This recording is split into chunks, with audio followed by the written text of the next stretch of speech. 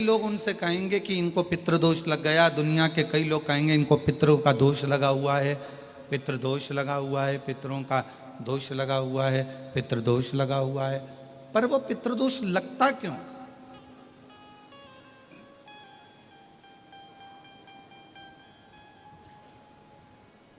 पितृदोष लगने का कारण है क्या? आपने अपने गए हुए पूर्वजों के लिए तर्पण भी करा, पिंडदान भी करा, तिलांजलि भी दी, ब्राह्मण का भोजन भी कराया, सब कुछ करा जो आपसे बन सकता था, आपने सब कुछ करा, सब कुछ। फिर पितृदोष कैसे लग गया? फिर पितरों का दोष कैसे लग सकता है? तो पितरों ने तुरंत भगवान देवादिदेव महादेव से कहा कि संसार सागर में माता पिता के रहते हुए उनका आदर ना कर पाना, या माता पिता को जब प्यास लगी उस समय पर जल प्राप्त ना हो पाना, या किसी न किसी रूप में माता पिता के पूर्वजों के आदर से वंचित रह जाना, फिर माता पिता के चले जाने के बाद, बुजुर्गों के चले जाने के बाद वो दोष घर में लग जाना पितृदोष की संज्ञा में आता। और पितृदोष के 4 लक्षण सबसे प्रबल हैं। ये कोई भी अनुभव कर सकता है पितृदोष के 4 लक्षण में। पहला लक्षण है 1 रुपया कमाओ, 1.25 रुपये खर्च हो रहे हैं, समझ लेना पितरों का दोष है।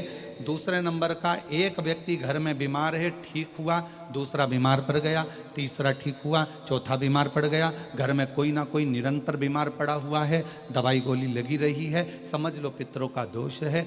तीसरे नंबर पर आप कोई पूजन की थाली लगाए, किसी को भोजन देने जा रहे थे, किसी को पानी देने जा रहे थे, किसी को भोजन का कोई नाश्ता देने जा रहे थे, और आपकी ट्रे में से, आपकी थाली में से, आपके हाथ से अगर कोई भरा हुआ पात्र पानी का गिर गया, नाश्ते का गिर गया, थाली गिर गई, कोई दूध का गिलास गिर गया, कोई सामग्री गिर गई, कोई पूजन की थाली तुम्हारे हाथ में है और पूजन की थाली में से मालूम पड़े कोई सामान गिर गया नीचे, समझ लो कि पितृ का दोष है।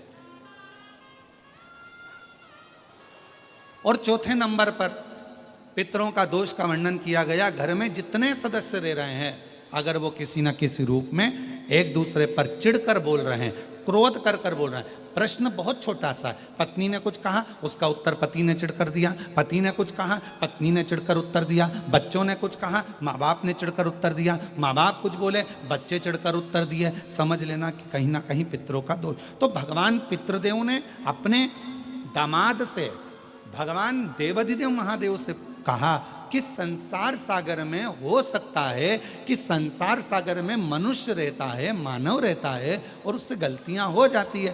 तो पितृदोष अगर संसार के लोगों को लगे तो हमारा एक निवेदन है, आप जाते जाते वर दीजिए कि ये पितरों की शांति आपकी आराधना से पूर्ण हो जाए, बस इतना वर दे दीजिए। शिव जी उस समय पर मौन हो गए।